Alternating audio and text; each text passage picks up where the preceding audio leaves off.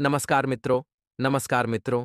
जय श्री कृष्णा, राधे राधे। स्वागत है आप सभी का हमारे YouTube चैनल पवन पुत्र एस्ट्रोलॉजी में। तो मेष राशिवाला हो जाइए सावधान, क्योंकि आने वाला समय आपके घर और पूरे परिवार के लिए काफी जरूरी और महत्वपूर्ण रहने वाला है। ये वही समय रहेगा जहां आपको काफी ज्ञान की प्राप्ति होगी, आपको सच्चाई का पता लगेगा और साथ ही साथ यह भी अंदाजा होगा कि आप कितनी बड़ी गलती कर रहे हैं। क्योंकि दोस्तों, जीवन में हर इंसान परमात्मा का अंश है। हमारे अंदर जो आत्मा बसती है वह परम ब्रह्म का ही तो अंश है, जिसे मृत्यु के बाद पुनः परमात्मा में ही समाना होता है। अगर आपके द्वार पर कोई आ रहा है तो वह भी भगवान का अंश है। अगर आपके आसपास कोई बैठा हुआ है तो वह भी भगवान का अंश है। कोई आपका अपमान कर रहा है तो वह भी भगवान का अंश है, और कोई आपकी तारीफ कर रहा है तो वह भी भगवान का अंश है। हमें हर प्राणी में भगवान को देखना चाहिए, देवताओं का रूप मानना चाहिए। कोई आपके घर में आ रहा है, उनकी मेहमान नवाजी बहुत अच्छी तरह से करनी चाहिए। परिणाम स्वरूप हमेशा हमारे ऊपर और हमारे घर के ऊपर देवताओं का आशीर्वाद बना रहता है, और जिंदगी में हमें सब कुछ प्राप्त होता है। चाहे वह हमारा प्यार हो, चाहे वह गाड़ी हो, बंगला हो, या सुख सुविधा की अन्य कोई और चीज हो।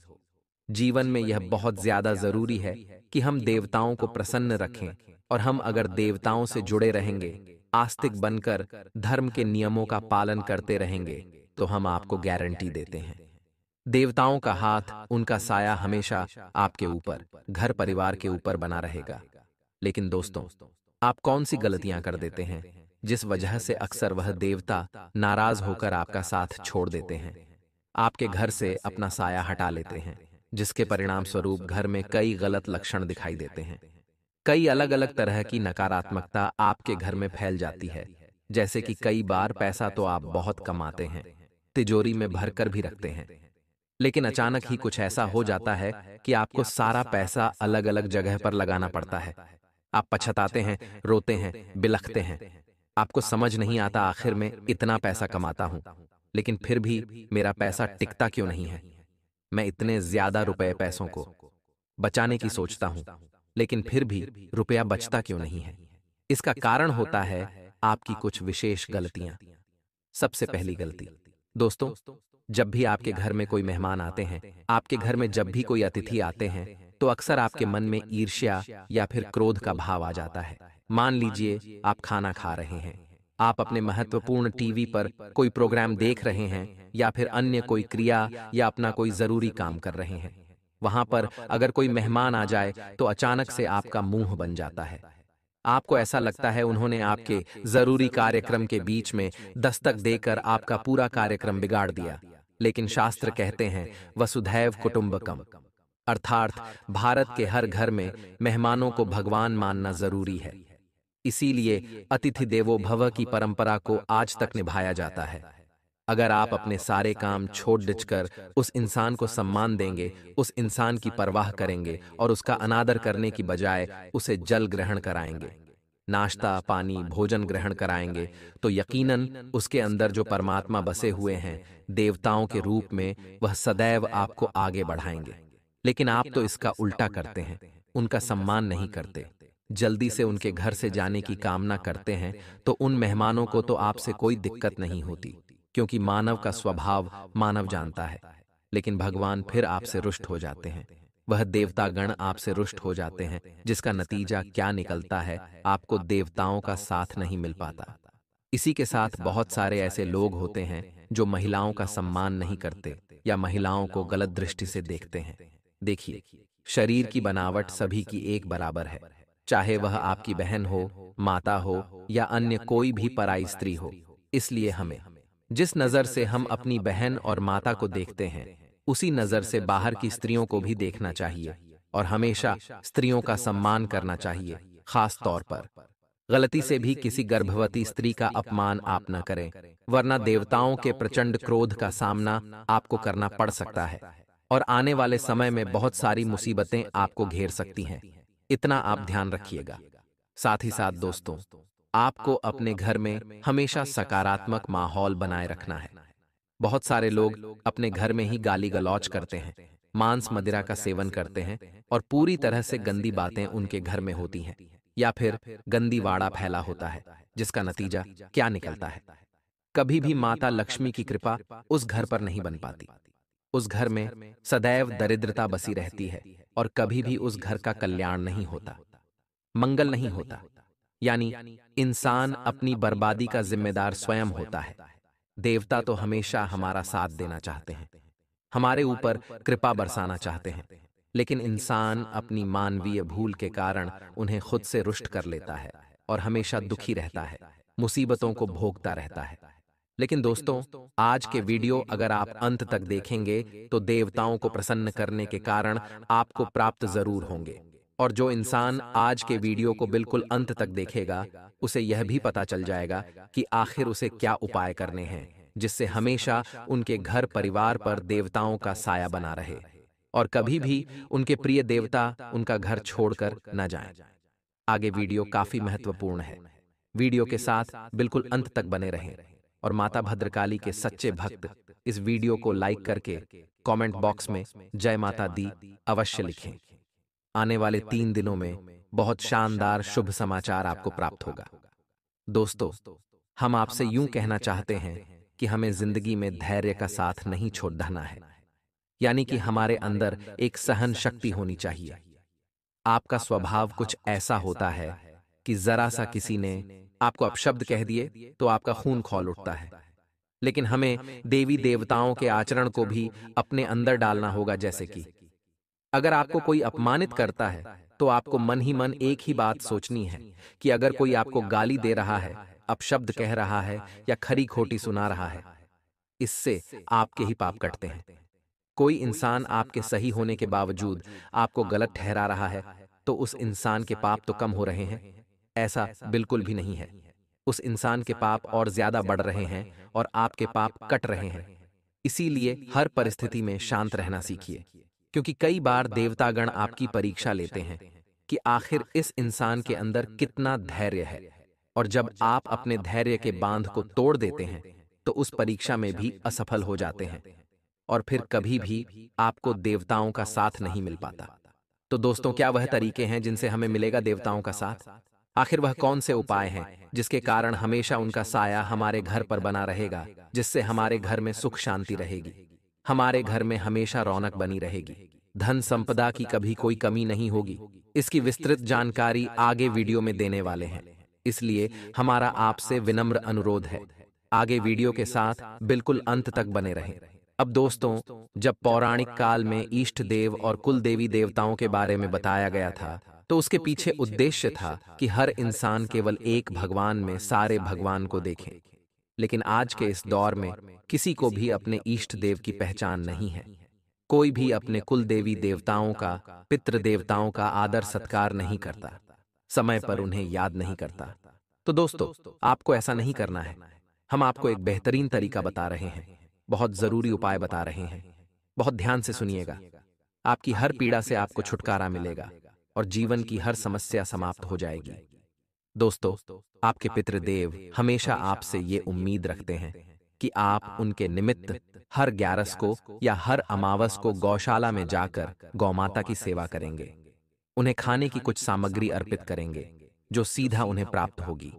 इसीलिए आपको अपने जीवन में एक नियम बनाना होगा। अगर पितृदेव का आशीर्वाद आपको चाहिए तो हर 11 के दिन, जो कि हर 15 दिन में आती हैं, आपको गौशाला जाकर उनके निमित्त गौ माता की सेवा करनी है, हरा चारा अर्पित करना है। इससे दोस्तों, लाभ आपको 100% होगा।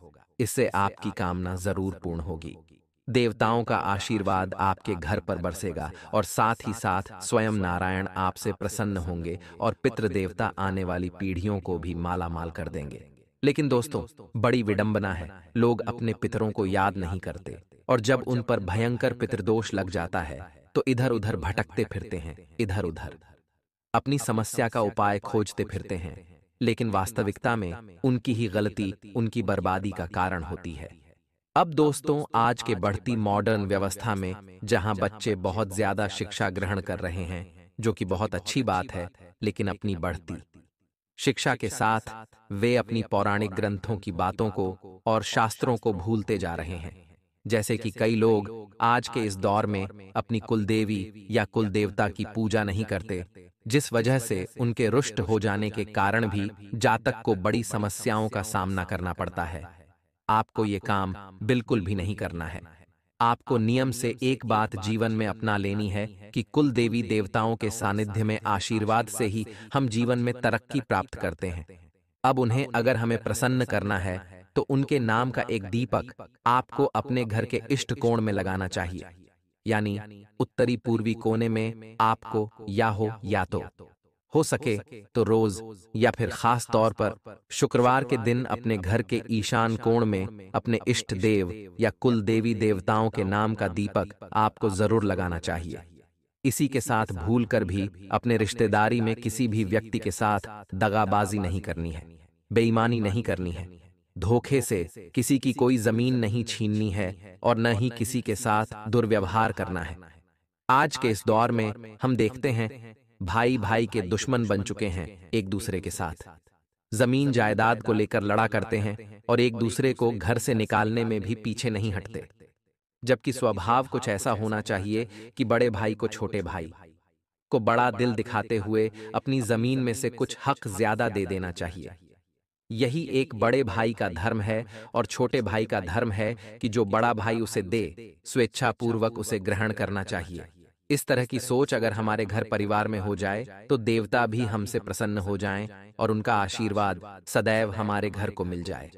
इसी के साथ दोस्तों, बात अगर 33 कोटि देवी देवताओं की करें, हिंदू धर्म में 33 करोड़ नहीं 33 कोटि देवी देवता होते हैं।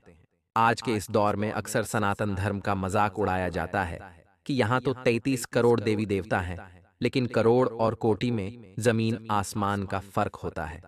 इतना आप ध्यान रखें। 23 कोटि देवी देवताओं की कृपा अगर हमें पानी है तो आपको एक वृक्ष को सदैव अपना समय देना है। वह पेड़ है पीपल का पेड़। दोस्तों कहते हैं पीपल के पेड़ में 33 कोटि देवी देवता निवास करते हैं। यूं हमें अलग अलग भगवानों को पूजने के लिए अलग अलग मंदिर जाना पड़ता है, लेकिन यहां पर तो एक ही पेड़ के अंदर हमें सारे भगवान मिल जाते हैं, तो हम इतना बड़ा मौका छोड़कर इधर उधर क्यों भागते हैं। आप एक बात अपने अंदर गांठ बांध लें कि आपको हर मंगलवार, गुरुवार और शनिवार पीपल के पेड़ के पास जाना है और जड़ों में जल चढ़ाना है। एक उपाय अगर आप कर लेंगे तो आपका बेड़ा पार हो जाएगा, आपको देवताओं का आशीर्वाद मिल जाएगा। आखिर क्या है वह उपाय, जरा ध्यान से सुनिएगा। दोस्तों, आपको एक लोटे में जल लेना है, उसमें थोड़ा सा घी मिलाना है, थोड़ा सा दूध मिलाना है, थोड़ा सा शहद मिलाना है, साथ ही साथ हो सके तो गंगा जल भी उसमें आप मिला सकते हैं। सोने पर सुहागा हो जाएगा।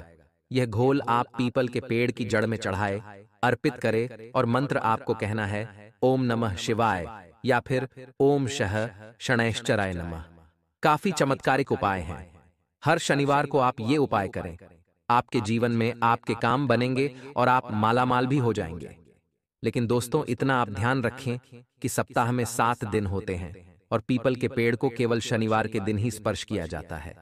ब्रह्म पुराण के एक अध्याय में हमें यह मिलता है कि जो इंसान शनिवार के दिन पीपल के पेड़ का स्पर्श करता है उसे देवताओं की कृपा प्राप्त हो जाती है, उसके पाप शून्य हो जाते हैं और हमेशा वह हर परिस्थिति में देवताओं का आशीर्वाद पाता है।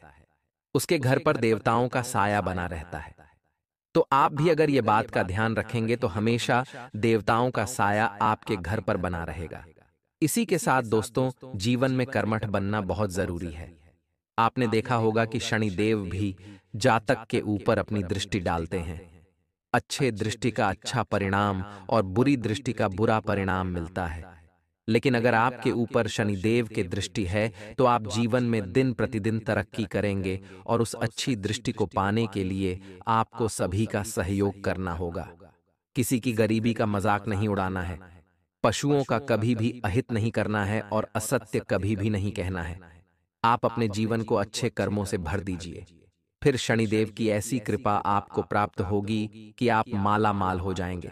लेकिन अक्सर होता इसका उल्टा है। कलयुग के इस दौर में इंसान लगातार पाप करता रहा है और करता जा रहा है।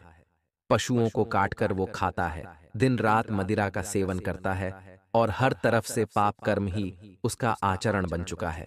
उसका चरित्र खराब हो चुका है, जिससे शनिदेव की बुरी दृष्टि उस पर पड़ती है और उसका आने वाला समय और बुरा हो जाता है। आप समझ चुके होंगे, सब इंसान के कर्मों का खेल है।